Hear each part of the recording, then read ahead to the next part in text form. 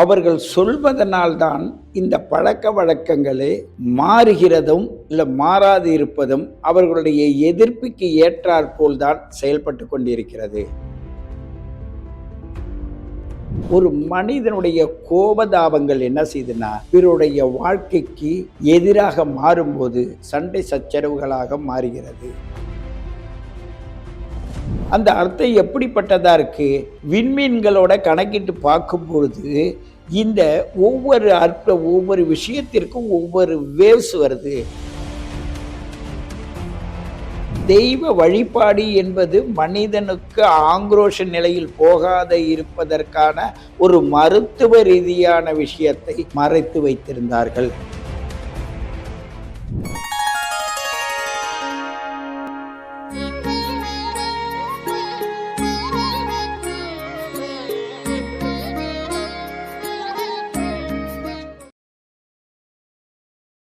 வணக்கம். ஸ்ரீ வாராகி டிவி அன்பு நேயர்களே, உங்களை வணங்கி மகிழ்வது உங்கள் சித்த யோகி பேரம்பலவாணன். இப்போ நவீன காலமாக இருந்தாலும் சரி, கடந்த காலமாக இருந்தாலும் சரி, நம்மளுடைய சில பழக்க வழக்கங்கள் இருக்கு.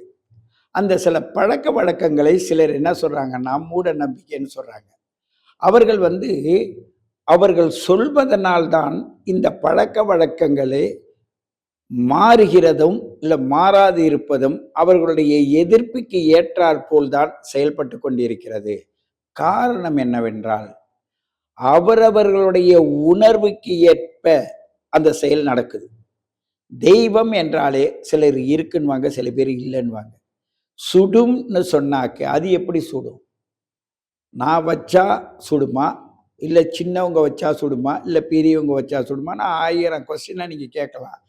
சின்ன நெருப்பாக இருந்தாலும் சரி, பெரிய நெருப்பாக இருந்தாலும் அக்னி குஞ்சி, அது அப்துல் கலாம் ஐயா சொன்னது போல அக்னி குஞ்சி அது சின்னது, வச்சு பாரு, இந்த பிரபஞ்சத்தையே சுத்தமாக சாம்பலாகி விட்டு போயிடும்.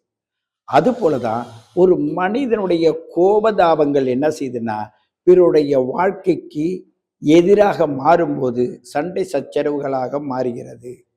இந்த சண்டை சச்சரவின் மூலமாக நம் வாழ்க்கை சின்னாபின்னமாகுது, ஒரு தேசமே வீணா போகுது. அப்படியெல்லாம் வரக்கூடாது என்பதற்காக தான் நம்ம முன்னோர்கள் சில கலாச்சாரங்களை வச்சிருந்தாங்க. அந்த கலாச்சாரத்தின் போது அப்போ கூட்டம் கூட்டமாக வாழ்ந்த நம்ம முன்னோர்கள் என்ன செஞ்சாங்கன்னா ஒரு மரத்தடியிலேயே நீதி விசாரணையை முடிச்சிருவாங்க. அந்த மரத்தடியிலேயே 3 கல்லை நட்டு வச்சு பூஜை புரஸ்காரங்களை செய்வாங்க. அப்போ ஒவ்வொருவரும் தன்னுடைய பழக்க வழக்கத்தை தன்னுள் வைத்து தானே அந்த சுதந்திரத்தை ஆளாமல் பிறரோடும் சேர்ந்தும் தான் வாழ வேண்டும் என்பதற்காக ஆண்டை கணக்கிட்டு அதை பருவநிலைக்கு ஏற்ப ஒவ்வொரு விசேஷங்களை வச்சாங்க. அப்படி விசேஷம் வைக்கும்போது ஒரு எல்லையை குறிப்பிட்டாங்க. அந்த எல்லையை குறிப்பிடும்போது இந்த கிராமத்தை தாண்டி போகும்போது எல்லை அம்மன், எல்லை பிடாரி, எல்லைக்கு ஏற்ற தேவதைகள் அப்படி வைப்பாங்க. மாரியம்மன், அதே போல் முனீஸ்வரன், அது மாதிரி காளியம்மன், இப்படி அம்மன் வகையும் சரி, இல்லை முருகர், விநாயகர், இப்படி ஒரு விதமான நுட்பமான விஷயத்தை அப்போ வச்சாங்க. இடைப்பட்ட உள்ளவங்க அது தவறுன்னு சொன்னாங்க. ஆனால் இப்பொழுது உள்ளவங்க என்ன பண்ணுறாங்கன்னா எல்லாத்தையும் அனுசரித்து பார்க்கும்போது இதில் சில அர்த்தங்கள் இருக்கு. அந்த அர்த்தம் எப்படிப்பட்டதா இருக்கு? விண்மீன்களோட கணக்கிட்டு பார்க்கும் பொழுது இந்த ஒவ்வொரு விஷயத்திற்கும் ஒவ்வொரு வேவ்ஸ் வருது. அந்த வேவ்ஸ் தனி மனிதனுடைய உடல்ல இருந்து அது பரிணாம வளர்ச்சிக்கு ஏற்ப, அவங்களுடைய குடும்ப சூழ்நிலைக்கு ஏற்ப, அவங்களுடைய அறிவுத்திறனுக்கு ஏற்ப அது கூடுது குறையுது. அப்படிப்பட்ட கூடுதல் குறைதலுக்கு வரும்போது சில இடங்கள்ல பாருங்க, இந்த சித்திரை மாதம் வரப்போகுது. சித்திரை மாதம் வந்தால் சித்திரை மாதத்தில் காலில் ஒரு அணிகலனும் போட மாட்டாங்க. ஆனால் மஞ்சள் உடுத்தி அவங்க காவடி தூக்கிட்டு சித்திரை வெயிலில் போவாங்க. அவங்களுக்கு பானக்கண்ணு வச்சுருப்பாங்க, மாவிடிச்சு வச்சுருப்பாங்க, வேப்பிலை போட்டு. அவங்க அந்த பானக்கும் மாவு வர்றவங்களுக்கு காலில் தண்ணி விடுவாங்க அவங்க வீட்டு வாசலில். அப்போ இந்த தெய்வ வழிபாடு என்பது மனிதனுக்கு ஆக்ரோஷ நிலையில் போகாத இருப்பதற்கான ஒரு மருத்துவ ரீதியான விஷயத்தை மறைத்து வைத்திருந்தார்கள். ஒரு சாயங்காலம் ஆச்சு, ஒரு குறிப்பிட்ட வயசு குழந்தைங்க அந்த பக்கம் போகக்கூடாது, அந்தி சந்தியில பார்த்து நடக்கணும் அப்படின்னு சொல்லுவாங்க. அப்படி அந்தி சந்தியில பார்த்து நடக்கும்போது சூரியன் உதயமாகும் நேரம், சூரிய அஸ்தமனிக்கின்ற நேரம்னு நம்ம சயின்ஸ்ல கொண்டு வந்து சேர்த்தாங்க. ஆனால் முன்னோர்கள் சொன்ன வார்த்தைகளுக்கு மறுப்பு சொல்லிக் கொண்டேதான் ஒவ்வொன்றையும் தேடி தேடி உண்மைதான் உண்மைதான் சொல்ற நிலையில தான் நம்மளுடைய நிலைப்பாடு இருக்குது. அப்படி இருக்கும்போது சில பேர் சொல்லுவாங்க, இப்ப வள்ளல் பெருமான் சொல்லுவாரு, நம்மளுடைய அறிவுக்கு அந்த ஒளிதான் பிரதானம். அதற்கு அருட்பெருஞ்சோதி அருட்பெருஞ்சோதி தனிப்பெரும் கருணை அருட்பெருஞ்சோதி. ஒரு உடல் வளர்ந்த பிறகு அதுல கருணை பிறக்கணும். அதனுடைய கருணை எப்ப பிறக்கும்?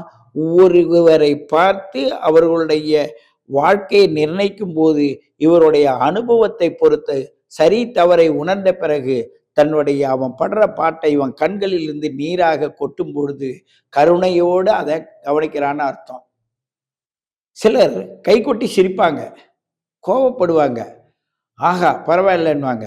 இது மாதிரி தவறான குரோதமான மனப்பான்மையெல்லாம் இல்லாது போவதற்கு தான் அருட்பெருஞ்சோதி அருட்பெருஞ்சோதி தனிப்பெரும் கருணை என்ற ஒரு மூல மந்திரத்தை அவர் எடுத்து சொல்லிட்டு போனார்னா வருங்காலத்தில் இப்ப வாழ்க்கையில சிம் கார்டை கொண்டு வாழ்க்கையே நிர்ணயிக்கலான்ற நிலைமைக்கு போறத பார்த்தா வள்ளல் பெருமான் சொன்ன உண்மைதான் வெளிப்படும். ஜாதி மத வேதம் இல்லை. ஒரு மனிதனுடைய வாழ்க்கையில நிறைய ஒழுக்கங்கள் நிறைந்து வாழ்ந்தான் அவனுக்கு இந்த பிரபஞ்சமே அவனுக்கு எல்லா சகல சக்திகளும் கொடுக்கும்.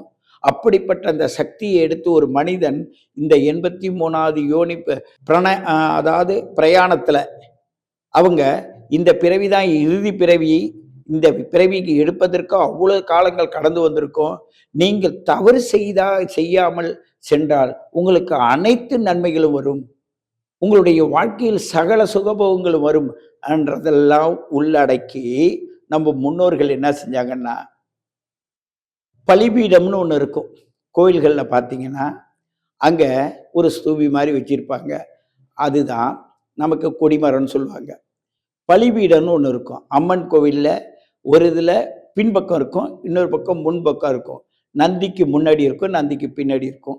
அது மாதிரி அம்மன் கோயிலுக்கு ஒரு மாதிரி இருக்கும், சிவன் கோயிலுக்கு ஒரு மாதிரி இருக்கும். அதே நேரத்தில் அந்த ஆண்ட மூலஸ்தானத்தில் அந்த மூலவர் யாரோ அவர் இருப்பார். சிவனாக இருக்கலாம், யார் வேணும்னாலும் இருக்கலாம், அங்கே இருக்கும் அம்பாலாக இருக்கலாம், இவங்க அங்கே இருப்பாங்க. இந்த பலிபீடத்திற்கு பலி கொடுப்பதற்காக அன்னத்தை வைத்து படைப்பதும் உண்டு. அதற்கு அவரவர்களுடைய கோட்பாட்டுக்கு இணங்க அவங்களுடைய இனத்திற்கு ஏற்ப அவங்கள்ட்ட கையில் இருந்த பொருள், அப்பெல்லாம் இது போல பொருளாதாரம் அதிகம் கிடையாது. அவங்க நிலபலங்கள் நிறைய வச்சிருப்பாங்க, ஆடு மாடுகள் நிறைய வச்சிருப்பாங்க, கோழிகள்லாம் வளர்ப்பாங்க. இதெல்லாம் அவங்களுக்கு என்ன கிடைக்குதோ, ஒரு உடல்ல உயிர்ல பிரச்சனை வருதுன்னா அந்த பிரச்சனையை சரி செய்வதற்காக அவங்க என்ன செய்வாங்க, பா உயிருக்கு உயிர் தரேன், இந்த கோழியை நான் உனக்கு தரேன், இந்த ஆட்டை பலிகடா போடுறேன், அப்படி அந்த காலத்துல வேண்டி பலிகடா போட்டு அதை எல்லாரும் சமைத்து அந்த சாமிக்கு படைச்சி சாப்பிடுவாங்க. ஒரு சில ஊர்களில் பார்த்தீங்கன்னா பாரம்பரியத்தில் உள்ளதை இப்ப நவீன காலங்கள் உள்ளவங்க கூட போய் பாருங்க, உப்பு கூட போட மாட்டாங்க, சமைப்பாங்க, எல்லாருக்கும் சாப்பாடு போடுவாங்க. அங்க ருசின்னு பார்த்தா அது எப்படி அந்த ருசி அதுக்குள்ள வருதுன்னே தெரியாது, சாப்பாடு போடுவாங்க. அதே மாதிரி எல்லோரும் அவங்கவுங்க வீட்டில் தனித்தனியாக சாமி கும்பிட்டுட்டு இருந்தோம், அவங்கவுங்க வீட்டில் அவங்கவுங்க விசேஷம் செஞ்சுட்டு இருந்தோம். ஆனா ஊரு கூடி ஒரு விசேஷம் நடத்துறோம், அதுக்கு ஒரு கோவிலை கட்டணும். அந்த கோவிலுக்குள்ள அந்த ஊருக்கு சிறந்த கோவில் அம்மன் கோவில், மாரியம்மன் கோவில் மாரியாத்தா சொல்லுவாங்க, காளியம்மன் கோவில் காளியாத்தான்னு சொல்லுவாங்க. இப்படி நிறைய தேவதைகளுடைய பெயர்களை வைத்து மனிதனுக்கு அன்பையும் அறிவையும் வளர்த்து கொள்ள வேண்டும், ஒருவருக்கு ஒருவர் பராமரித்து வாழ வேண்டும், ஒருவருக்கு ஒருவர் புரிந்து கொள்ள வாழ வேண்டும் என்ற ஒரு பழக்க வழக்கத்தை உருவாக்கி வச்சிருந்தாங்க. ஆகையினால் இப்போ நாடுகளில் ஏற்படுற போர்களுக்கு என்ன காரணம்? அவங்கக்குள்ள குரோதங்கள், விரோதங்களாக மாறி, போர்களாக மாறி, ஒரு நாட்டில் தேடிய அத்தனை சொத்துக்களும் அழிக்கப்படுது. இப்படியெல்லாம் வந்துடக்கூடாதுன்னு தான் நம்ம முன்னோர்கள் என்ன பண்ணாங்கன்னா, ஆங்காங்கே அந்தந்த கூட்டத்திற்கு ஏற்ப அவங்க ஒரு குலதெய்வத்தை வச்சு கும்பிடுவாங்க. இல்ல எல்லை தேவதை வச்சு கும்பிடுவாங்க. ஒரு ஊர் கட்டுப்பாடுக்குள்ள ஒண்ணு இருக்கும். ஊரு கூடி ஒரு முடிவெடுத்து அந்த விசேஷத்தை நடத்துவாங்க. அப்படிப்பட்ட அந்த விசேஷத்தில் பலிக்கிடா போட்டு செய்கின்ற ஒரு விசேஷமும் இருக்கு.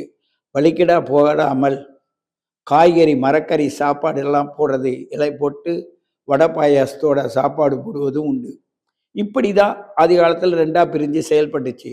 துஷ்ட தேவதைகளாக இருந்தால் அதற்கு பலிகடா போடுவாங்க. ஒரு அம்மன் ஒரு சாந்த ரூபமான ஒரு தேவதைகளாக இருந்தால் அதற்கு சைவ சாப்பாடாக கொடுத்தாங்க. ஆனால் இந்த சைவம் அசைவம் என்று சொல்லி ஒரு சில தேவதைகளை வழிபட்டு வந்த காலத்தில் இப்படிப்பட்ட பல பிரிவுகள் இருந்தது. இப்ப மனிதர்களுக்கு இடையே அன்பையும் அறிவையும் தெளிவையும் பழக்க வழக்கத்தையும் நல்ல நெறிமுறைகளையும் கட்டுப்பாட்டோட வைத்திருப்பதற்காக இந்த குலதெய்வ வழிபாடுகளும் சரி, இந்த ஊர் எல்ல தேவதைகள் வழிபாடுகளும் இருந்தாலும் சரி, இது எல்லாம் நம்மளுடைய தேசத்தில், நம் இந்தியாவில், நம் தமிழகத்தில் அற்புதமாக செயல்பட்டு கொண்டு வருகிறது. ஆகையினால் அண்டை நாட்டவரும் நம் நாட்டில் வந்து திருவண்ணாமலையில பாருங்க, வெளிநாட்டுக்காரவங்க வராங்க, அந்த சுத்தி வராங்க. அக்னி தேவதைக்கு அங்க சுத்தி வராங்க. அப்படி சுத்தி வரும்போது அந்த மலையை சுத்தி வரும்போது உடல்ல இருக்கிற பிணிகள்லாம் கால்களுக்கு சென்று கால்கள் மூலமாக திரும்பியும் ஒரு வேர்லேருந்து மரத்துக்கு செல்வது போல அவங்களுடைய எண்ணமும் அவங்களோட பயணமும் அவங்களுடைய முயற்சியும் அவங்களோட பயிற்சியும் அவங்களுக்கு ஒரு ஆற்றலை தருது. அது மருத்துவ ரீதியாக அமையுது. ஆகையினால் மருத்துவரிடம் சென்று ஒரு தன்னுடைய உடலை பாதுகாத்து தாங்கன்னு சொல்றதை விட தன் உடலை தானே பாதுகாப்பதற்கான நெறிமுறைகளை வகுத்து வைப்பதற்காக தான் நம் முன்னோர்கள் என்ன செஞ்சாங்கன்னா இந்த கோவில் புரஸ்காரங்கள்லாம் வச்சாங்க. சிலர் அதை குறுக்கு வழியிலையும் தவறான வழியிலையும் எடுத்து செல்பவர்களுக்கு தான் சில பிரச்சனைகளை உருவாக்கி விடுகிறாங்க. ஆனா உண்மை உணர்ந்தவர்கள் நீங்க என்னதான் சொன்னாலும் சரி, சில பேர் அப்படிலாம் லீவு கேட்கும்போது சொல்லுவாங்க, ஐயா எங்கள் வீட்டில் குலதெய்வத்துக்கு பூஜை நடக்குது, எங்கள் ஊரில் தெய்வத்துக்கு பூஜை நடக்குது, நாங்கள் அவசியம் போய் ஆகணும், லீவு கொடுங்கன்னு கேட்பாங்க. அப்படி அதை முன்னிலை வைத்து தன்னோட அறிவை எங்கே போய் உழைத்தாலும் சரி, அந்த உழைப்பினுடைய பலனை அந்த ஊரில் போய் ஒரு சாந்தப்படுத்திட்டு வருவாங்க. நான் குலதெய்வத்துக்கு வேண்டிக்கிட்டேன், என் எல்ல தெய்வத்தை வேண்டிக்கிட்டேன் நான்வாங்க. தன்னுடைய எண்ணத்தை இந்த கோர்ட்டு கேஸு வம்பு வழக்குன்னு போகாம நம்மளுடைய எல்லை தேவதைகள்கிட்டயே அப்பெல்லாம் வச்சிருந்தோம். அப்ப அரசனும் அரசாட்சி இருக்கும்போது இந்த தேவதைகள் மூலமாக ராஜ்யம் நடந்தது. இப்ப மனிதர்களே மனிதர்களை ஆளுகின்ற ஆற்றல் வரும்போது கோர்ட்டு கேஸு இப்படி வந்துடுது. அது அன்றைய தீர்ப்பு அன்றைய முடிந்துடும். ஒரு கோடி தீர்ப்பை கொடுத்துருவாங்க. இன்னைக்கு ஊரு கூடி தீர்ப்பு சொல்லாம இருவருக்கு இடையில நடக்கிறத மற்றவர்கள்லாம் கூடி முன்ன பின்ன எடுத்துக்கிட்டே போறாங்க. அந்த இடத்துல ஜோதிடத்துல தான் ஒரு சயின்டிபிக் அங்க உள்ள வந்து இவனுக்கு தீராத வம்பு, தீராத வழக்கு, தீராத நோயின்னு அவன் செய்த கொடூரமான எண்ணத்திற்கு ஏற்ப 8ஆம் இடத்தை வைத்து நாங்கள் கூறும்போது சொல்வோம், இது தீராத வழக்கா இருக்குப்பா, அதுக்கு என்ன செய்யலாம்? அதுக்கு தான தர்மங்கள் பண்ணுங்க, உங்களை சாந்தமா வச்சிங்க, நீங்க ஏன் இந்த வம்பு வழக்குக்கெல்லாம் போறீங்க? சரண்டர் ஆயிடுங்க. இல்ல நல்ல சக்தி வாய்ந்தவங்க யாரோ அவங்களுக்கு பணிஞ்சு போங்க. இப்படி சாந்த ரூபத்தை சொல்வதற்காகவே நம் முன்னோர்கள் வகுத்த பாதை தான் இந்த நமக்கு பார்ப்பதற்கும் கேட்பதற்கு இன்றைய நாள்ல கொடூரமா தோணுது. ஒரு உயிரை பலிப்படுவது, ஒரு உயிரை ஒரு ஒன்றும் அறியாத ஒன்றை அதை ஒரு கொலை செய்து அதன் மூலமாக தன்னை ஒரு தெய்வத்தின் பெயரை சொல்லி தன்னுடைய இன்பத்தை பூர்த்தி செய்வது ஒரு சாரருக்கு ஏற்றுக்கொள்ளப்படுகிறது, ஒரு சாரருக்கு ஏற்றுக்கொள்ள முடியல. காரணம் என்னன்னா, அன்பே சிவம், அறிவே யுகம். அந்த அன்பான உடலுக்குள்ள உருவாகி வருகின்ற அந்த அன்பின் மூலமாக சிவத்தை காண். சிவம் என்பது உயிர். உயிர் என்பது அறிவை சார்ந்ததுதான் உயிர். நல்லறிவு, கெட்டறிவு. 96 தத்துவங்களை கொண்ட இந்த உடலானது மனம், புத்தி, சித்தம், அகங்காரம் என்ற 4 அந்தகரணத்தின் மூலமாக காதில் கேட்பது, கண்ணால் பார்ப்பது, மூக்கால் சுவாசிப்பது, நாயால் ருசிப்பது, நாவால் ருசிப்பது, அறிவால் சிந்திப்பது, இப்படி அந்த உள்ளாற்றலை வெளிப்படுத்துவதற்காக தான் நம்மளை ஞானேந்திரியம் என்ற ஒரு அற்புதமான உள் உணர்வுகளை நம் முன்னோர்கள் 96 தத்துவத்திற்குள் வச்சாங்க. அப்ப ஒரு சாத்வீக குணம், ராட்சச குணம், அப்படி 3 வகையான குணங்களா பிரிச்சு அந்த மாதிரி உள்ளவங்க எப்படி இருப்பாங்க? ஒரு ஒரு சாந்த ரூபமா இருக்காங்களா? அவங்க திங்கட்கிழமை பிறந்து வியாழக்கிழமை பிறந்து இருந்தா, அந்த நாள்ல பிறந்தா அவங்க என்னன்னா சமாதானமா இருப்பாங்க. கொஞ்சம் ராட்சச குணமா இருக்காங்களா? அவங்க செவ்வாய்க்கிழமை பிறந்து அதே வெள்ளிக்கிழமை பிறந்திருந்தா அவங்க ராட்சச குணமா இருப்பாங்க. அந்த வியாழக்கிழமை திங்கட்கிழமையில் பிறந்தவங்க எப்படின்னாக்க கொடூரமான எண்ணத்திற்கு போக மாட்டாங்க. எதுவோ சாமர்த்தியமாக அவங்க எடுத்துட்டு போகணும். அவங்க சாந்தமா எடுத்துட்டு போது பார்ப்பாங்க. இந்த ராட்சச குணம் உள்ளவங்க என்ன பண்ணுவாங்கன்னா, தான் வெற்றி அடைவதற்காக, தன்னோட வாழ்க்கையில் படிப்படிவா முன்னேறுவதற்காக, அந்த நேரத்தில் எதை மற்றவர்கள் ஏற்கிறார்களோ அவர்களை வெல்வதற்கான வழிமுறைகளை முன்னிறுத்தி விடுவார்கள். அதே நேரத்தில் ஒரு ஞாயிற்றுக்கிழமை, ஒரு புதன்கிழமை, ஒரு சனிக்கிழமையில் பிறந்த மனிதர்களுடைய குணம் எதுலேயுமே சம்மந்தப்படாது. எது சொன்னாலும் அப்படியே அமைதியாகவே இருக்கும். எல்லாரும் செஞ்சாங்க, நானும் செஞ்சேன். எல்லாரும் ஓடினாங்க, நானும் ஓடினேன். அப்படி பொறுப்பற்ற நிலையில சாந்தமாவே தன்னோட அறிவை லேட்டா மெதுவா புரிஞ்சிக்கிற மாதிரி இருப்பாங்க. அப்படி இந்த 7 நாட்களிலுமே பிறக்கின்ற குழந்தைகளுடைய தன்மைகள் மாறுது. அப்படி மாறுவதன் மூலமாக தான் ஒரு ஊருக்குள் எப்படிப்பட்ட மனிதர்கள் இருக்காங்களோ அவர்களுடைய பாரம்பரியத்தில் என்ன கவனம் வச்சாங்களோ அதை பொறுத்து தான் ஊர் தேவதையும் எல்ல தேவதைகளும் அதற்கு பலி கொடுப்பதும் பலி கொடுப்பதும் அவர்கள் நிர்ணயித்தபடிதான் நடக்கிறது.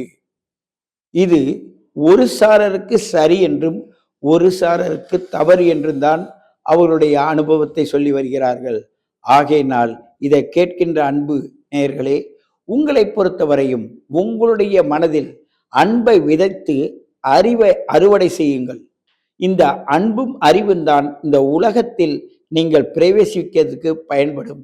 ஆகையினால் நல்லதொரு கருத்தை எடுத்து அதில் உள்ள தேவையற்றதை காலத்திற்கு ஏற்ப ஒதுக்கிவிட்டு நல்ல பாதையில் நீங்கள் செல்ல வேண்டும் என்று கூறிக்கொண்டு உங்களை மீண்டும் சந்திக்கிறேன். உங்கள் சித்த யோகி பேரம்பலவாணன்.